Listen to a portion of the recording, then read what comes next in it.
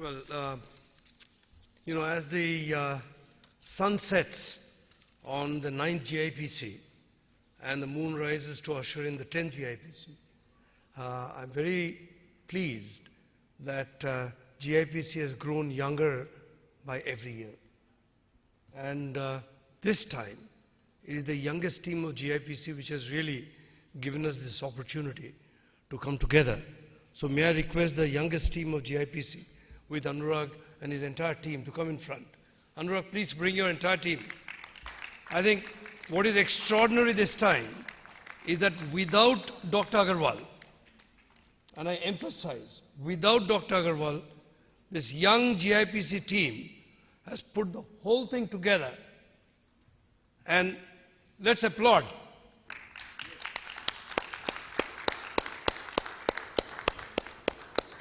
And please come, Anurag, please come. The entire team, please come here. Please come. So here is the team which ushers in, please come, which ushers in the 10 GIPC, and we are going to rely heavily on these shoulders for the 10 GIPC. Come, please come. This is the young team, and we are going to rely heavily on them to really usher in the 10 GIPC and make it a success. Give it up. Well, having said that, every year, I think over the last 9 years that one has been involved with this GIPC, every single year has added value. One has been able to bring in new topics, some which are current, some which are very futuristic, and hopefully in the future we will be continuing on this path of growth. Growth in knowledge, growth in terms of directions to the government. It's extremely heartening that in our country we have not had an international forum where young students, young lawyers had the opportunity to listen to a large number of international fraternity.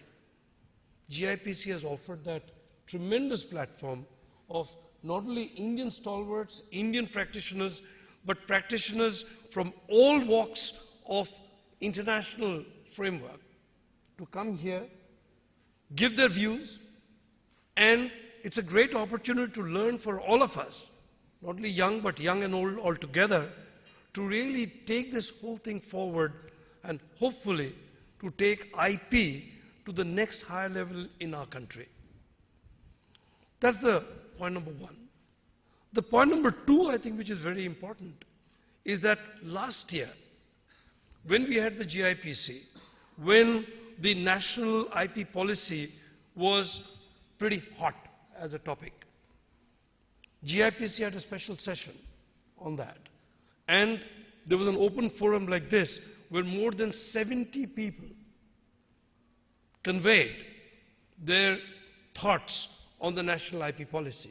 Each one spoke for themselves. That was recorded, that was put together, and then a consolidated report of the recommendations was put forth through the GIPC forum to the Government of India. And Government of India did take cognizance of that particular report. And I think we need to really step up that particular bit so that we, both from here and with the international fraternity, is able to guide the government. Whether they will take it or not is a separate issue. That's a matter of debate. But I think we should, from this forum, put forth to the government what we as professionals think is good for India, is good for the entire country, and I think we should really take that forward. That is the point number two. Point number three, that we have been able to, in the World Patent Information, the journal which comes from Elsevier, we have published 2 consecutive reports of GIPC 8 and GIPC 6 and GIPC 7. Now we will be, and 8, and now we will bring in the 9th one there as well. So I think we must really spread the news across. Now to add value, I think we have a big role to play. And I think a part of it was alluded to by Mr. Bhatnagar. And I want to just take that point forward. Some discussions, we have had very intense discussions with Dr. Jürgen. We had some very intense discussions on policy matters, in what direction we ought to be thinking, the way we should be, looking at certain things. It's a debate. Not that in all debates we have to agree with each other, but at least it opens up the mind. I think it's very important. And therefore what I propose before the next GIPC, what we do is we pick up 2 or 3 topics which are of international significance, which are of national significance. We actually open it up. We open it up in terms of well-written essays. We have a competition, an essay competition. Yeah, we make it open. Not just in India, it's an international competition. And bring in these thoughts. Of course, because it's a competition, we'll have some prizes, etc., but that's minor. But what should come out of all that is some sort of a presentation in the next GIPC based on those, and that would give us a thrust area with thoughts, what Subramaniam said, that we should be able to have a round table, bring in the policymakers with whom we are constantly interacting, bring them in and present this, saying that, well, this is an international thought. And I think that would make a great impact in the country out there. Because a large number of debates in the country on intellectual property rights is more emotive than objective.